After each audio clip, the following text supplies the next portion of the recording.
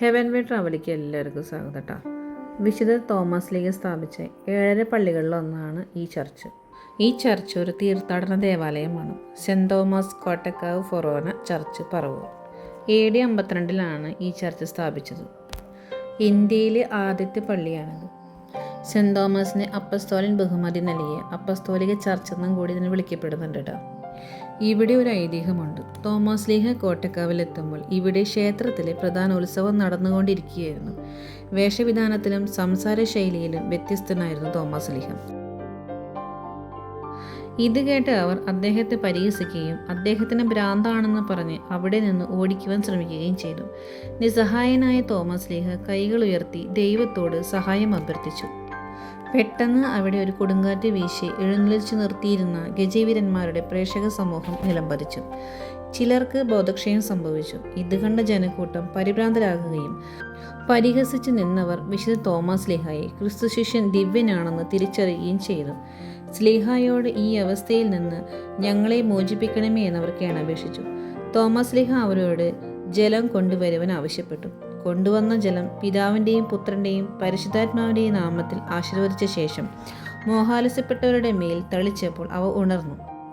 വിശുദ്ധൻ 3-ാം തവണയും ജലം തളിച്ചപ്പോൾ ചില ജലബിന്ദുക്കൾ അന്തരീക്ഷത്തിൽ നിലനിന്നെന്നും അവയിൽ ചിലത് രക്തത്തുള്ളികളായി അഗ്നിനാളമായി മാറിയെന്നുമാണ് മറ്റൊരു ഐതിഹ്യമുണ്ട്. ഈ അത്ഭുതം കണ്ട ജനക്കൂട്ടം സ്ലീഹായുടെ ചുറ്റും കൂടി അവരോട് അവൻ വചനം പ്രഘോഷിച്ചു. വചനം ശ്രവിച്ചവർ വിശ്വാസം സ്വീകരിക്കുവാൻ തയ്യാറായി. വിശ്വാസ നവീകരണത്തിന് പ്രതീകമായ കുരിശ് എവിടെ സ്ഥാപിക്കുമെന്ന് അധികാരികൾ ആലോചിച്ചു. ക്ഷേത്രത്തിലെ ഉത്സവത്തിന് എഴുന്നള്ളിച്ചു നിർത്തിയ ആന തടി കൊണ്ടുപോയി ഇടുന്ന സ്ഥലത്ത് കുരിശ് സ്ഥാപിക്കുമെന്ന് തീരുമാനമായി. അങ്ങനെ തടി കൊണ്ടുപോയി ഇട്ട സ്ഥലത്ത് കുരിശ് സ്ഥാപിച്ചു. ഇതാണ് ഇവിടുത്തെ ഐതിഹ്യം. പഴയ പള്ളി പുതുക്കി പണിതുവെങ്കിലും അടിത്തറയും ചില ഭാഗങ്ങളും നിലനിർത്തിയിട്ടുണ്ട്. ഇവിടെ നമുക്ക് വ്യക്തമായി കാണുവാൻ സാധിക്കും.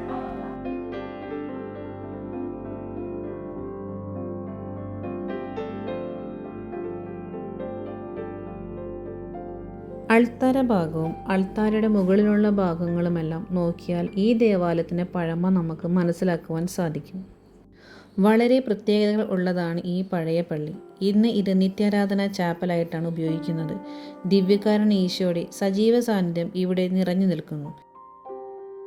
മദ്ബഹായിലെ തിരുസ്വരൂപങ്ങൾ, ഈശോയുടെ രൂപം, ദേവാലയ മധ്യസ്ഥനായിരുന്ന വിശുദ്ധ ഗർവാസീസ്, വിശുദ്ധ പ്രോത്തോസീസ്, വിശുദ്ധ അൽഫോൺസമ്മ, വിശുദ്ധ മറിയം ത്രേസ്യ, വിശുദ്ധ തോമസ് ലീഹ എന്നീ തിരുസ്വരൂപങ്ങൾ എടുത്തു പറയേണ്ട മറ്റൊരു പ്രത്യേക അപൂർവ ദേവാലയങ്ങളിൽ ഒന്നാണ് കണ്ടുവരുന്നത്.